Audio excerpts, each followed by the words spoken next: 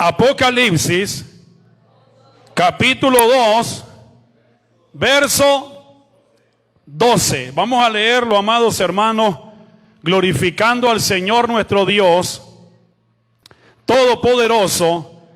Y dice así, hermanos, el mensaje a Pérgamo. Y escribe al ángel de la iglesia en Pérgamo: el que tiene la espada aguda de dos filos, dice esto: yo conozco tus obras y dónde moras, donde está el trono de Satanás, pero retienes mi nombre y no has negado mi fe, ni aun en los días en que Antipas, mi testigo fiel, fue muerto entre vosotros, donde mora Satanás. Pueden tomar su lugar, aleluya. Alabamos y glorificamos el poderoso nombre de nuestro Señor Jesucristo. Amén. Bien, hermanos, en esta hora queremos meditar en la palabra del Señor bajo un tema. Oiga bien este tema en el que vamos a meditar: una iglesia acomodada. Vamos a ver a través de la Escritura cómo es una iglesia acomodada. Si nosotros vemos, cuando estudiamos el mensaje que el Señor envía a las 7 iglesias, hemos dicho que el Señor se les manifiesta a cada una de estas iglesias con alguna de las características de la visión que Dios le mostró a Juan del Cristo glorificado. Ese tema lo estudiamos, la visión del Cristo glorificado, donde nosotros pudimos ver una serie de cosas que caracterizan al Cristo glorificado. Y aquí, amados hermanos, nosotros vemos que el mensaje o la carta se le envía a la iglesia de Pérgamo. Diga conmigo, Pérgamo. Hemos estado estudiando un poco la historia de las iglesias y de las ciudades a las cuales el Señor les envía esa carta. Y ahorita vamos a ver 4 cosas antes de introducirnos al tema. ¿Está conmigo usted? Lo primero que vamos a ver es acerca de la ciudad de Pérgamo. ¿Cómo era la ciudad de Pérgamo? ¿Qué caracterizaba a esta ciudad de Pérgamo? Vea bien, era una ciudad donde dominaban las riquezas y la última moda. La gente de esa ciudad estaba más preocupado por andar a la moda que por servir al Señor. Óigame bien, y eso se había introducido en la iglesia de Cristo. Bendito Dios. ¿Cuántos están conmigo?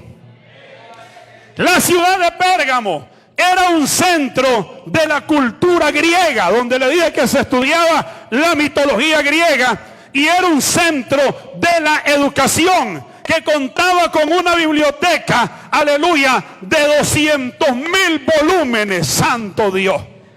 Pérgamo, además de ser una ciudad donde abundaban los libros, aleluya, los últimos libros que salían, era una ciudad religiosa. Oiga bien, era el centro de 3 sectas que existían en ese tiempo, y donde se levantaban grandes templos paganos. Los mejores templos, aleluya, no eran los templos donde se congregaban los cristianos en la ciudad de Pérgamo. Los mejores templos eran los templos paganos. Yo no sé si sigue conmigo usted. El templo más esplendoroso estaba dedicado a San Esculapio. ¿Usted sabe quién es San Esculapio? Esculapio, es el símbolo de Esculapio, era algo como una espada y 2 serpientes enrolladas. ¿Ya se imagina usted qué es? Lo que usan los médicos, la medicina. ¿Sabe, amado hermano, que habían construido un templo grandísimo en la ciudad de Pérgamo en honor a San Esculapio, que era, amados hermanos, el dios de la medicina? Y llegaba gente de muchos lugares a Pérgamo para ser sanados por San Esculapio. Oh Dios mío. La iglesia de Pérgamo. La iglesia de Pérgamo fue fundada por el apóstol Pablo. Y el pastor, óigame bien, que lideraba esa iglesia, llegó a ser un hombre llamado Antipas. La iglesia de Pérgamo, en los días de Juan, oiga bien, existía una congregación numerosa. Ahora, ¿qué significa la palabra Pérgamo? Ya dijimos que habla de ahí se deriva la palabra pergaminos. Pero la palabra Pérgamo es una palabra compuesta. Dos palabras. La primera palabra es Peré, que significa torre o grandeza. Vuelvo a repetir, la palabra Pérgamo se compone de dos palabras. La primera es Peré, que significa torre o grandeza. Y la segunda palabra es Gamos, que significa enlace. Si nosotros componemos esta palabra, también significa casamiento. Pérgamo significa casamiento. ¿Cuál es el asunto? Hay dos cosas que caracterizan a esta iglesia. Cuando hablamos de Peré, que significa torre o grandeza, la primera característica de Pérgamo era su grandeza mundana. No la grandeza en Dios, sino su grandeza mundana. Pero también esta iglesia, óigame bien, representaba la unión o el casamiento de la iglesia con el Estado y con el mundo. Quiere decir que la iglesia se había politizado. Oh Señor bendito.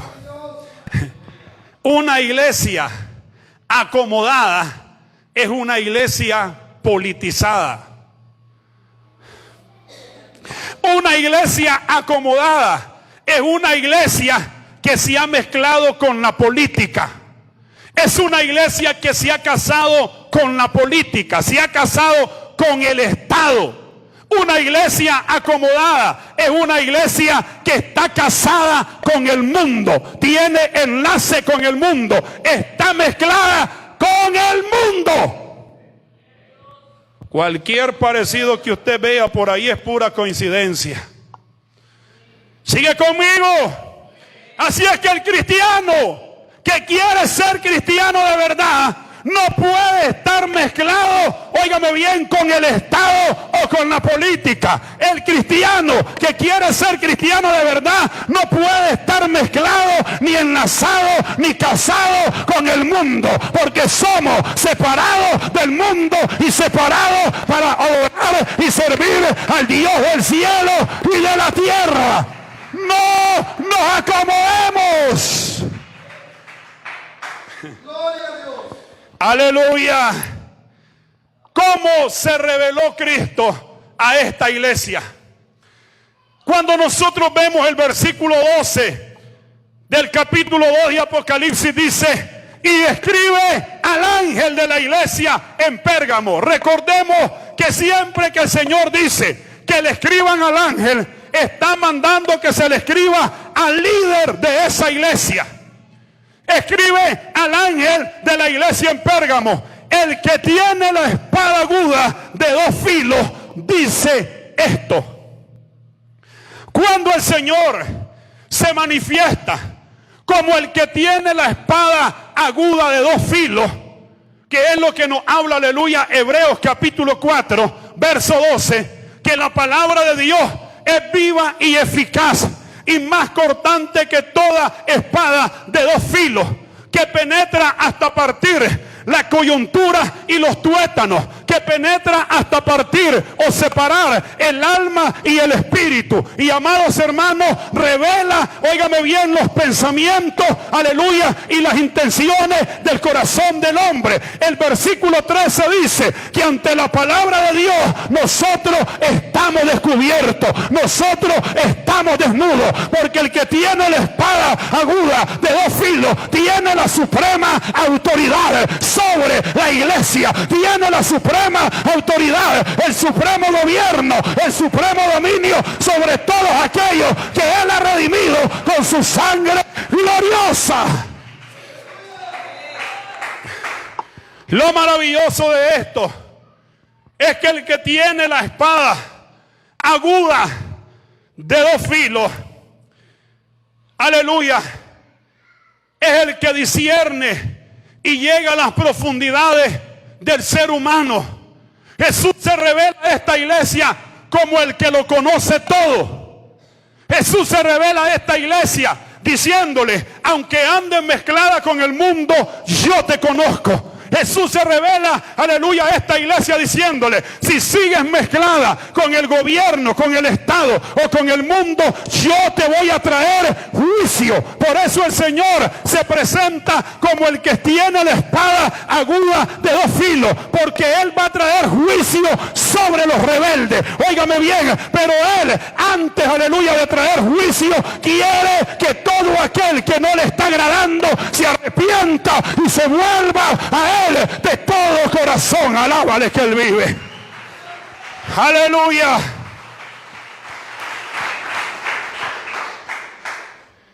No podemos ser cristianos o aparentar ser cristianos que nos gusta estar en el culto y nos gusta estar en la fiesta pagana. No podemos ser cristianos que nos guste estar en los cultos y nos gusta estar en las barreras o en las corridas de toros. No podemos ser cristianos que, amados hermanos, nos guste estar en la iglesia y que también nos vaya a gustar echarnos una cervecita. No se puede. No se puede. El asunto es que hoy en día hay mucho cristiano acomodado dentro de las iglesias. Y sabe que usted trata de desacomodarlo como el águila, que le desacomoda el nido a los aguiluchos para que viajen, amados hermanos, y comiencen a volar, pero no quieren desacomodarse. Dios nos ha llamado a la santidad. Dios nos ha llamado a la pureza. Amén. Y la Biblia dice que un poco de levadura leuda toda la masa. Y amados hermanos, si un poco de levadura leuda toda la masa, tenemos que echar fuera ese poquito de levadura lo más pronto posible si alguien le ha dado lugar en su vida. Óigame bien, Cristo hoy en día quiere purificar su iglesia. Cristo confronta a esta iglesia como con una espada desenvainada, y esto nos trae a la memoria el momento en que un hombre que se llamaba profeta de Dios, llamado Balaam, desobedeció a Dios. Y ese hombre desobedeció a Dios, óigame bien, solo porque le ofrecieron billullo, le ofrecieron billete, oiga bien, y se le puso el signo de dólar, alabado sea Dios, en los ojos, y se dejó llevar, se corrompió, se vendió. Una iglesia acomodada vende sus principios. Óigame bien, ese hombre que supuestamente era profeta de Dios, porque lo compraron, un hombre llamado Balac. Balac era un rey temido, amados hermanos, en aquel tiempo, y Balac mandó a llamar, aleluya, a Balaam para que Balaam maldijera al pueblo de Dios. Pero Balaam no pudo maldecir al pueblo de Dios, porque a los que Dios bendice, nada ni nadie lo puede maldecir. Óigame bien, Balaam no pudo proferir palabras de maldición contra el pueblo de Dios, porque el pueblo de Dios estaba sellado con una promesa: te bendeciré, aleluya, y bendeciré a toda tu descendencia. Voy a bendecir, óigame bien, a tus hijos, a tus nietos y a los hijos de tus nietos, y la bendición de Dios llega hasta la cuarta generación. Yo no sé si le estoy hablando a una generación bendita por Dios. Aleluya. Oiga bien, cuando nosotros vemos a esta iglesia acomodada, vemos que Dios siempre está guardando un remanente, como en el tiempo de Elías. Elías creía que era el único que le estaba sirviendo a Dios. Elías huyó de una mujer que le dijo que le arrancaría la cabeza. Y cuando Elías huye, óigame bien, llegó la voz de Dios y le dijo: sal de esa cueva, porque yo no te he mandado a encuevarte, sino a profetizar las palabras que ponga en tu boca. Y Elías respondió diciendo: amados hermanos, es que solo yo he quedado. Hay gente, amados hermanos, que creen que ellos son los únicos que están sirviéndole bien a Dios. Pero Dios, aleluya, nos enseña diciéndole a Elías: ¿sabes qué, Elías? No creas que eres el único que ha quedado, porque yo tengo 7,000 profetas que no han doblado sus rodillas ante los Baales. Tengo 7,000 profetas que no se han vendido, 7,000 que están reservados para llevar mi palabra. Si es de juicio, si es de restauración, si es de salvación, entonces no estás solo. Levántate y ve a hacer la obra que te he encomendado. Amados hermanos, a pesar de todas las cosas que estaban sucediendo en esa iglesia en Pérgamo, había un remanente que quería agradar a Dios. ¿Dónde están los que quieren agradar a Dios? En medio de una generación perversa y corrupta, habían algunos hombres y mujeres que en medio de tanta oposición, que en medio de tanta opresión, no se dieron por vencidos, no vendieron su fe, no negaron al Señor Jesucristo. Aún cuando, amados hermanos, Antipas tuvo que sufrir el martirio. Antipas murió de la misma manera que murió Policarpo. Antipas, aleluya, le dijeron en ese tiempo el gobernador de Roma era Augusto. Y Augusto mandó a decir a toda la gente del tiempo de Antipas que dijeran que él era Dios, que él era Señor y que él era divino. Y él dijo: no puedo decir tal cosa, porque tal cosa es en contra de la palabra de Dios. ¿Sabe qué era lo que se movía en medio del tiempo de Antipas? Eran las herejías. ¿Sabe qué era lo que se movía en el tiempo de Antipas? Era, amados hermanos, las falsas enseñanzas. Pero en medio de que habían falsos maestros, en medio de que habían, aleluya, óigame bien, gente diciendo cualquier barbaridad, cualquier blasfemia, cualquier herejía, Antipas se mantuvo fiel al Señor y no negó al Señor. Usted y yo también tenemos que mantenernos fiel al Señor y no negar a nuestro Señor. Él ha sido fiel, Él permanece fiel y nosotros tenemos que serle fiel a nuestro Dios. Aleluya.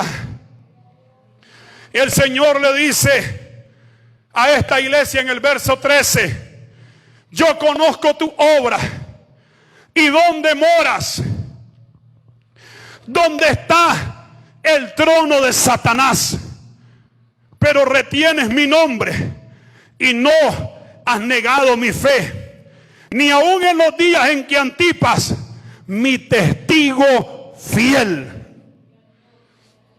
fue muerto entre vosotros, donde mora Satanás.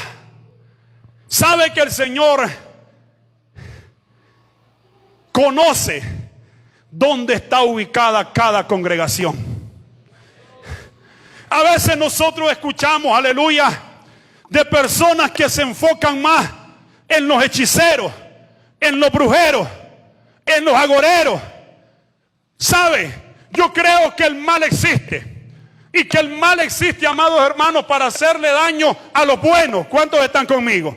Pero hay algo que nosotros debemos de saber. Y es que el Señor sabe dónde nosotros estamos ubicados para dar testimonio de Él. Y no importa lo que nos rodee. En ese tiempo no importaba, aleluya, lo que rodeara a esa iglesia. No importaba si había un templo, aleluya, donde había alguien llamado San Esculapio, a quien, aleluya, lo representaban con una serpiente, que eso representa al mero Satanás. No importaba si había alguien, amados hermanos, llamado Augusto, que era el emperador de Roma, el cual decía que él era Señor, que él era Dios, que él era divino.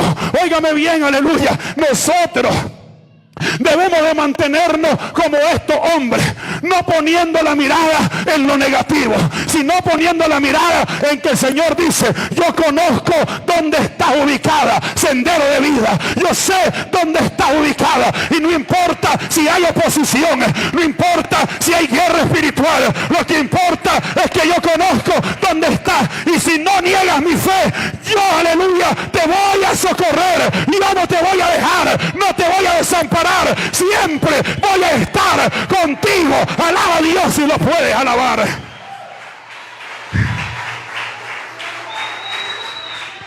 Aleluya. Había un templo también ahí en Pérgamo, un templo grandísimo, donde se había erigido una estatua de unos 70 metros de alguien llamado Zeus, donde la gente iba a adorar, donde la gente iba a invocar. Y amados hermanos, nosotros debemos de estar, óigame bien apercibidos y bien enseñados de que cuando alguien adora ídolos, la Escritura dice que está invocando demonios. Sigue conmigo. Cuando alguien adora ídolos, óigame bien, la Escritura nos enseña que detrás de esos ídolos hay demonios, hay principados, hay potestades.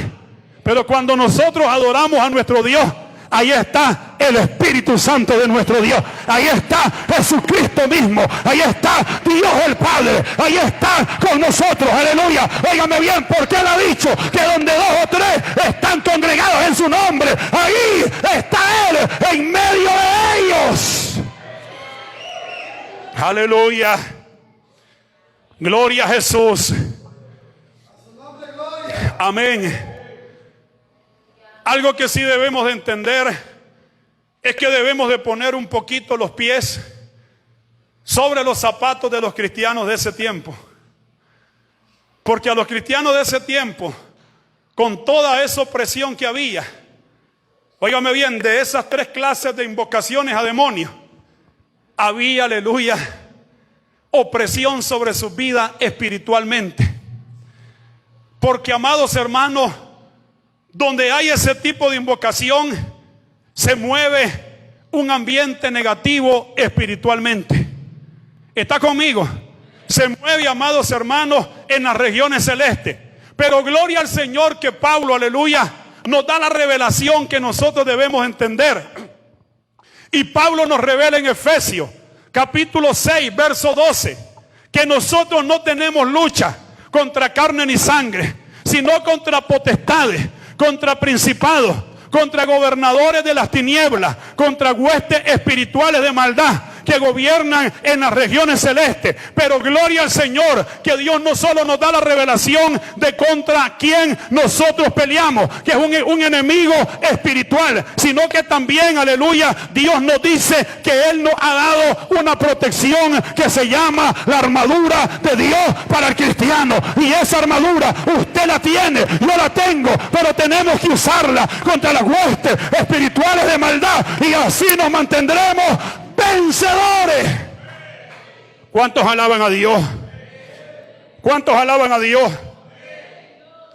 Amados hermanos, una iglesia acomodada es una iglesia que tolera el mal. Una iglesia acomodada es una iglesia que tolera el pecado. Nosotros vemos, aleluya, en medio de ese tiempo, que la iglesia estaba permitiendo las fornicaciones, que la iglesia estaba permitiendo que, amados hermanos, alguien de dentro de la iglesia se mezclara con alguien que no quería saber nada de Dios. Jesús le dice a esta iglesia: yo sé dónde estás ubicada, y está ubicada donde Satanás tiene su trono. ¿Cuál era, aleluya, el trono de Zeus? El trono de Zeus, amado hermano, era, óigame bien, representado por un sillón grandote que parecía el trono de Dios. Eso era una blasfemia, porque el único que está sentado en su trono es el Dios del cielo y de la tierra. Él es el único, Él es el único, Él es el único creador, Él es restaurador, salvador, proveedor. No hay nadie más, no hay Dios fuera de él. Y Dios no conoce otro Dios fuera de él. Dios no conoce otro Dios que salve y restaure y sane y provea como él. Dios le dice a esta iglesia, está ubicada donde Satanás tiene su trono. ¿Por qué? Porque la iglesia estaba tolerando el pecado. Y Dios le dice de esta manera, pero tengo unas pocas cositas contra ti. ¿Qué tienes ahí? A los que retienen la doctrina de Balaam, que enseñaba a Balac a poner tropiezo ante los hijos de Israel, a comer de cosas sacrificadas a los ídolos y a cometer fornicación. Y también tienes a los que retienen la doctrina de los nicolaitas, la que yo aborrezco. ¿Cuál es el asunto? La iglesia estaba permitiendo enseñanzas dentro de ellos que Dios las aborrecía. ¿Cómo es el asunto? Ya le dije ahí medio inspirado qué fue lo que hizo Balaam. Mire, Balaam, Balac manda a llamar a Balaam y le envía unos presentes. Cuando Balaam mira los presentes y mira los tucanes rojos, mira las lapas verdes, entonces viene, mira el infeliz, como que Dios no lo conociera, y le dice al Señor, Señor, voy. ¿Saben qué le digo al Señor? No vas. No vas. No te estoy dando permiso porque es mi pueblo al que te están pidiendo que vayas a maldecir. Y lo otro, que ya te miré el signo de dólar en los ojos. Ya te miré que te estás vendiendo tus principios. Una iglesia acomodada vende sus principios. Una iglesia acomodada cambia la enseñanza de Cristo para acomodársela a sí mismo. Entonces viene y le dice que no a Balaam al mensajero. Se ve el mensajero donde Balac, y Balac le dice, le vamos a mandar más, échale más. Porque si ya lo vimos que le oró a Dios, échale más. Entonces le echan un poquito más, aleluya, y lo vuelven a decir, Balaam, anda a maldecir al pueblo de Israel. Y viene el tonto de Balaam, porque hay que ser tonto para venderse. Y le dice al Señor de nuevo, Señor, ¿me deja ir? Y el Señor le dice, anda. Ahí usted y yo podemos aprender los dos tipos de voluntades. La voluntad perfecta de Dios que le dijo, no vas, y la voluntad permisiva de Dios que le dijo, anda. Y de repente son las consecuencias. Porque la voluntad perfecta de Dios lleva la bendición de Dios, pero la voluntad permisiva de Dios lleva crudas consecuencias. ¿Está conmigo? Entonces Balaam se va. Se monta en una mula, hermano, que a saber cómo la hizo irse esa mula. Y se fue en la mula el hombre. Allá, aleluya, se aparece un ángel a medio camino con una espada desenvainada. Y Balaam no mira al ángel porque lleva el signo de dólar en los ojos. Porque el dinero pervierte al hombre, aunque sea el hombre de Dios. Entonces Balaam no puede discernir. Y la mula miró al ángel. ¿Va a creer usted que el hombre que supuestamente es el hombre de Dios no mira al ángel? El profeta de Dios no se deje llevar por cuento, hermanito. El profeta de Dios no mira al ángel, y la mula mira al ángel y se echa para una pared. Y vuelve a ver al ángel y se echa para otra pared. Y vuelve a ver al ángel y lo restriega al Balaam, y viene Balaam y pa, la mula. ¿Y sabe qué? La mula le habló. Y la mula le dice, ay, ¿por qué me pegás?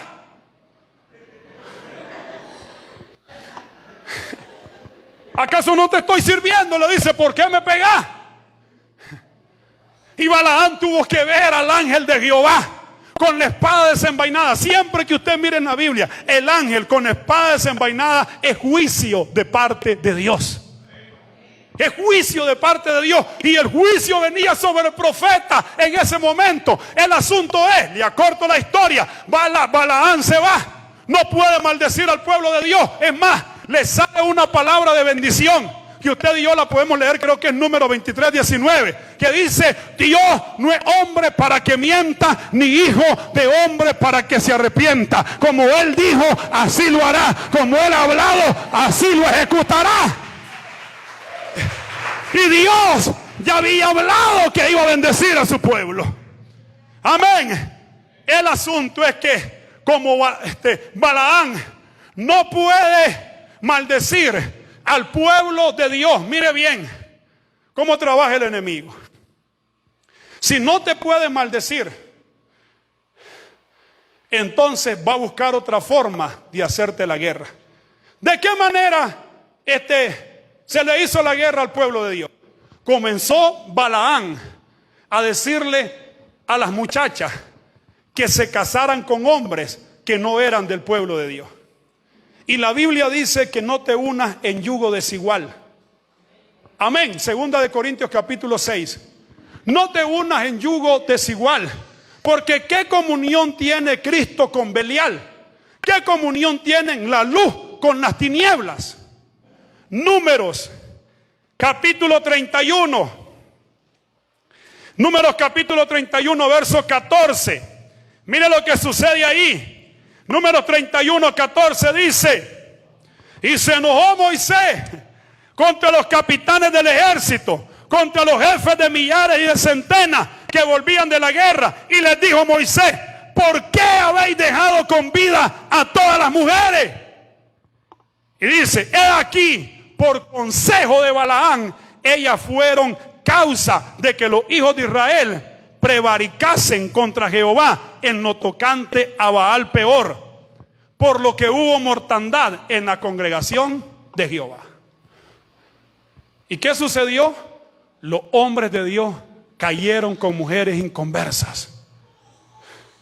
Y no pudieron ellos, cuando tenían que erradicar a todo el pueblo, erradicar a las mujeres. Porque por la misma causa de las mujeres hubo mortandad en el pueblo de Dios. Y la iglesia no es la excepción. Hermanos, la iglesia de Cristo ha perdido la pureza. Y la iglesia de Cristo tiene que recuperar la pureza, la santidad. La iglesia de Cristo tiene que volver a la pureza. Y Dios, con su espada desenvainada, Él comienza el juicio por la casa de Dios. Lea las cartas de Pedro. Dios comienza su juicio por su casa.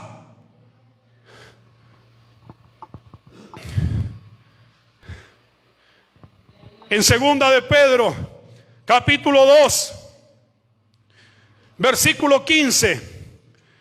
Segunda de Pedro, capítulo 2, versículo 15. Aleluya, dice así: han dejado el camino recto. Pedro está describiendo gente que ha metido herejías dentro de la iglesia. Pedro está describiendo gente que son falsos. Dice que son nubes sin agua, que le hablan palabras ilusorias a la gente. Palabras ilusorias es que mandan ilusionado al pueblo y no convertido. Dice: han dejado el camino recto y se han extraviado siguiendo el camino de Balaam, hijo de Beor, el cual amó el premio de la maldad y fue reprendido por su iniquidad.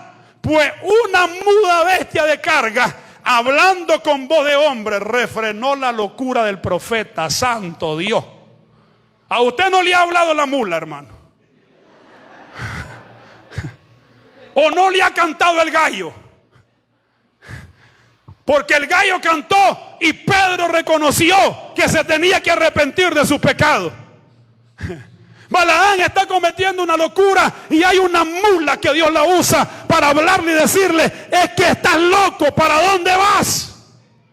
¿Acaso de repente Dios no te dice, iglesia, para dónde vas? Ese no es el camino. Ese camino te lleva a la perdición.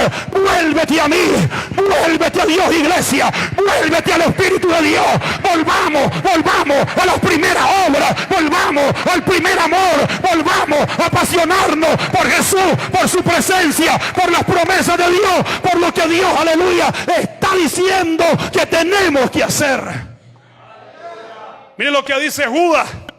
Judas solo tiene un capítulo, versículos 10 y 11. Pero estos blasfeman de cuantas cosas no conocen, y en las que por naturaleza conocen, se corrompen como animales irracionales. ¡Ay de ellos! Porque han seguido el camino de Caín y se lanzaron por lucro en el error de Balaán y perecieron en la contradicción de Coré. La Biblia enseña que el cristiano debe vivir ordenadamente, y ordenadamente tiene que servir a Dios, no como le dé la gana. Sigue conmigo. Pero por eso Pablo le dice a la iglesia de Gálatas: qué rápido que me los embrujaron, aleluya. ¿Quién fue el que me los estorbó? Si ustedes iban corriendo bien, ¿quién me les enseñó otra cosa? Ese evangelio que están viviendo no es el que yo les he enseñado. ¿Por qué se desviaron del camino? Estaban bien en la carrera, pero voltearon a ver otras cosas y se desviaron de la verdad. Oh Señor, alguien tiene que escuchar esto. Amén. El acomodarse es mezclar cualidades de dos cosas diferentes, o hacer concesiones de principio. Ya les he explicado este asunto de hacer concesiones. Mire qué facilito que se hace concesiones. Yo ando mal, dicen algunos, ¿verdad? Yo ando mal, pero como aquel no ando. Eso es hacer concesiones con el pecado. Eso es no querer cambiar su condición. Amén.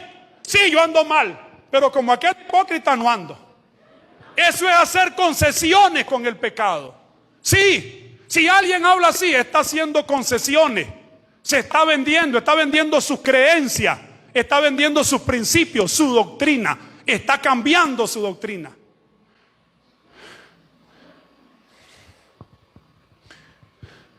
Gente hipócrita, sí, hay gente hipócrita.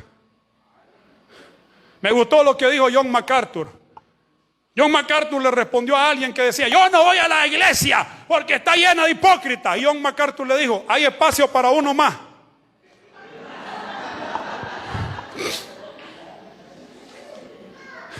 Haga la diferencia. Todos estamos llamados a hacer la diferencia. Todos estamos llamados a dar testimonio. Todos estamos llamados. Vamos. Si usted anda rebosando de amor, dé amor. Si usted es sincero, sea sincero. Si a usted le gusta la verdad, hable la verdad. Practique la verdad. Amén. Pablo era un hombre que no andaba tolerando el pecado. Dijo en una de sus cartas: quiero que le digas a Evodia y a Sintique que se pongan de acuerdo, esas hermanitas que les cuesta ponerse de acuerdo. Esa Evodia es tremenda, ya no digamos la Sintique. Usted conoce esas Evodias y esas Sintique que les cuesta ponerse de acuerdo. Pablo dice: les ruego, más les vale que se pongan de acuerdo, entre tanto que están en el camino, porque Cristo viene pronto. Cristo viene pronto. Cristo viene pronto. Yo no sé si sigue conmigo, aleluya. Alabado sea Dios. La iglesia de Pérgamo adoptó creencias pecaminosas. Óigame bien, la iglesia de Pérgamo abandonó la pureza y la santidad. Pero el Señor a esta iglesia le dice que debe de arrepentirse. Mire que no es cuento mío. Amén. Yo solo estoy repitiendo varias veces lo que el Señor ya dijo. En el verso 16 del capítulo 2 de Apocalipsis dice: por tanto, arrepiéntete. Amén. Si llevabas ese estilo de vida acomodado, cambia de estilo de vida. Busca la pureza, busca la santidad, busca la presencia de Dios. Eso es arrepentirse. Si estabas llevando un estilo de vida que te llevaba a la perdición, cambia de estilo de vida, cambia lo que estás haciendo, cambia de mentalidad, cambia de manera de hablar, y esto te llevará, aleluya, óigame bien, al camino de la salvación. Volverse a Cristo es lo mejor. Óigame bien, tenemos que volver en sí, tenemos que encontrarnos con nosotros mismos. Tenemos que hacer lo que hizo David. Llega Natán y le dice: oye, rey, mire, le quiero contar algo. Un hombre tenía varias ovejitas, varias corderitas, y llegó de repente un caminante. Llegó así de paseo, y entonces vino el hombre que tenía las varias corderitas y fue y tomó la corderita de aquel que solo tenía una. Y vino y se la comió. Y le dice: ¿qué crees tú que se debe de hacer? Y viene David y aplica la ley. Y la ley decía que si un hombre le robaba algo a su prójimo, se lo tenía que devolver cuadruplicado. Amén. Y viene David y dice que el tal hombre pague 4 veces. Y viene Natán y le dice: ese hombre eres tú. ¿Sabe qué hizo David? Dice: pequé. Reconoció su pecado, cambió su estilo de vida. Óigame bien, amado hermano, el pecado estaba oculto, pero el que confiesa sus pecados y se aparta alcanza la misericordia de Dios. El que reconoce que le ha fallado a Dios, el que reconoce que no está bien delante de Dios, será restaurado. ¿Sigues conmigo? El Señor les estaba diciendo: cambien de forma de vivir y cambien el rumbo que llevaban en su vida. Cuando nosotros nos arrepentimos es cuando llega la renovación. El Señor viene y le dice a esta iglesia, verso 17: el que tiene oído, oiga lo que el Espíritu dice a las iglesias. Al que venciere, daría a comer del maná escondido, y le daré una piedrecita blanca, y en la piedrecita escrito un nombre nuevo, el cual ninguno conoce sino aquel que lo recibe. 3 cosas el Señor ofrece como recompensa al que venciere. Dice que le dará a comer del maná escondido. Dice que le dará una piedrecita blanca. Amén. Y dice que le dará un nombre nuevo que solo el que lo recibe lo conoce. El maná escondido. El maná, amados hermanos, escondido que el Señor ofrece es el alimento espiritual del creyente. Recordemos que en el Antiguo Testamento Dios envió maná como provisión al pueblo. Pero cuando nosotros vemos a Jesús hablando en Juan capítulo 6, verso 31 y verso 51, nosotros nos damos cuenta que ese maná escondido es Cristo Jesús, Señor nuestro. En Juan capítulo 6, verso 31, dice de la siguiente manera, Juan 6, 31: nuestros padres comieron el maná en el desierto, como está escrito, pan del cielo les dio a comer. Verso 51 dice así de la siguiente manera: yo soy el pan vivo que descendió del cielo. Si alguno comiera de este pan, vivirá para siempre. Y el pan que yo daré es mi carne, la cual yo daré por la vida del mundo. El Señor nos está ofreciendo una relación personal con Él por los siglos de los siglos de los siglos. El Señor nos está ofreciendo los secretos espirituales que hay más allá de esta vida, que están en Cristo Jesús. Lo segundo que el Señor ofrece es una piedrecita blanca. Esto me recuerda, estaba estudiando y me recuerda un poco que en los juzgados Cuando alguien está siendo enjuiciado con un jurado de conciencia, hay una cajita donde se ponen pelotitas negras y pelotitas blancas. ¿Es así? Si las pelotitas que agarran el jurado de conciencia son más las negras, a la persona se le declara culpable. Pero si las pelotitas que agarran el jurado de conciencia son más blancas, entonces a la persona se le declara inocente. El Señor dice que se nos dará una piedrecita blanca. Esa piedrecita blanca es símbolo de aceptación delante de Dios. Esa piedrecita blanca es símbolo de que somos aprobados delante del Señor. Esa piedrecita blanca es símbolo, amados hermanos, de que somos aptos para la vida eterna y que somos inocentes porque Cristo Jesús pagó por todos nuestros pecados. ¿Cuántos siguen conmigo? Si viene Josuecito. La Biblia dice que el Señor nos dará un nombre nuevo. Cuando nosotros estudiamos los nombres que se le dieron a ciertas personas, nosotros estudiamos el nombre de Jabes, lo que significaba y cómo Jabes transformó su situación que estaba marcada por su nombre. El nombre a Jabes le daba un carácter. El nombre a Josué le daba un carácter. El nombre a Jacob le daba un carácter de el que suplanta. Óigame bien, no el principal, pero el nombre Israel le dio el nombre de príncipe.